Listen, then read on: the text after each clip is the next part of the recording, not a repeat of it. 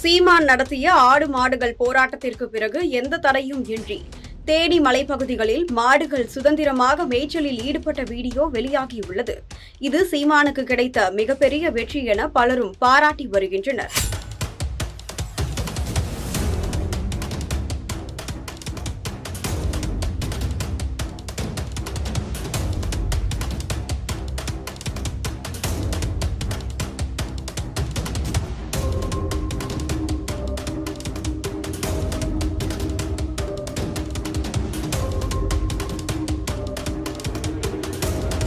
மதுரை மாவட்டம் வீராதனூரில் நாம் தமிழர் கட்சியின் உழவர் பாசறை சார்பில் மேய்ச்சல் நிலம் எங்கள் உரிமை என்ற பெயரில் ஆடு மாடுகளின் மாநாடு சிறப்பாக நடந்து முடிந்தது. அதில் நாம் தமிழர் கட்சியின் தலைமை ஒருங்கிணைப்பாளர் சீமான், ஆடு மாடுகள் எங்களின் செல்வங்கள், எங்கள் வாழ்க்கை, கலாச்சாரத்துடன் இணைந்து வாழும் உயிரினங்கள், காடு சார்ந்த இடங்களில் வாழ்ந்த ஆடு மாடுகள் தற்போது அதே காட்டிற்குள் நுழைய தடை விதிக்கப்படுகிறது.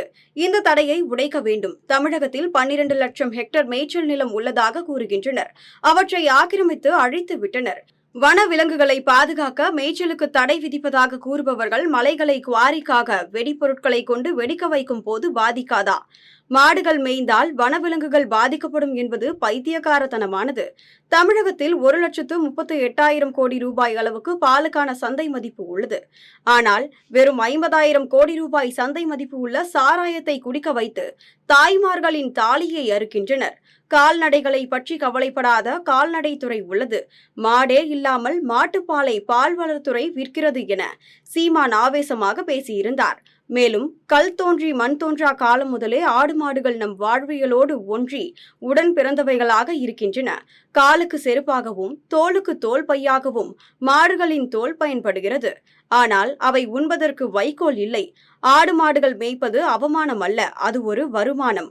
நாட்டில் மேய்ச்சல் நிலங்களின் பரப்பளவை அதிகரிக்க வேண்டும் என்று பேசியிருந்தார். இதனைத் தொடர்ந்துதான் சீமான் நடத்திய ஆடு மாடுகள் போராட்டத்திற்கு பிறகு எந்தவித தடையும் இன்றி தேனி மலைப்பகுதிகளில் மாடுகள் சுதந்திரமாக மேய்ச்சலில் ஈடுபட்ட வீடியோ தற்போது வெளியாகி இது சீமானுக்கு கிடைத்த வெற்றியாக கொண்டாடப்படுகிறது. அதோடு ஏற்கனவே தேனி மாவட்டத்தில்தான் மலைப்பகுதியில் மாட்டை மேய்ச்சலுக்கு ஓட்டி சென்ற விவசாயி சன்னாசி வனத்துறையால் தாக்கப்பட்டார். அப்போது அவரை மேடை ஏற்றி அவருக்கு உரிய மரியாதை வழங்கி அந்த விவசாயியை எந்த இடத்தில் மாடு மேய்க்க விடாமல் தள்ளிவிட்டார்களோ அதே இடத்தில் ஆகஸ்ட் 3 பல ஆயிரம் மாடுகளை காட்டிற்குள் மேய்ச்சலுக்கு அழைத்து செல்லப்பட்டு போராட்டம் நடத்தப்படும் என்று சீமான் சவால் விடுத்து இருந்தார். இந்நிலையில் அதே தேனி மாவட்டத்தில் விவசாயிகள் சீமான் இருக்கிறார் என்ற ஒற்றை நம்பிக்கையில் தற்போது ஆடு மாடுகளை மலைப்பகுதிகளில் மேய்க்க ஆரம்பித்து விட்டனர்.